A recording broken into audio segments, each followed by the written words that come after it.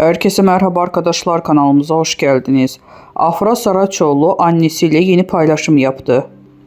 Ünlü oyuncu Afra Saraçoğlu, kariyeri kadar güzelliği ve sosyal medya paylaşımlarıyla da adından söz ettiriyor.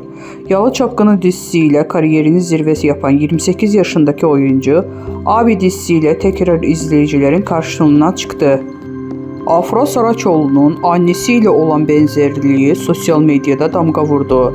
İşte Abi dizisinin Çağlası Afra Saraçoğlu'nun annesi. Afra Saraçoğlu sosyal medyanı salladı. Ünlü oyuncunun çok konuşulmasının nedeni ise bu kez başka. Afra Saraçoğlu'nun annesiyle olan benzerliği şaşırttı. Sosyal medya kullanıcıları hık demiş, burnundan düşmüş, güzelliği genetikmiş, annesinin kızı olduğu her halinden belli gibi yorumlar ve beğeniler yağdı. Bizden bu kadar arkadaşlar. Videoların devamını gelmesini istiyorsanız kanalımıza abone olmayı unutmayalım. Hoşça kalın.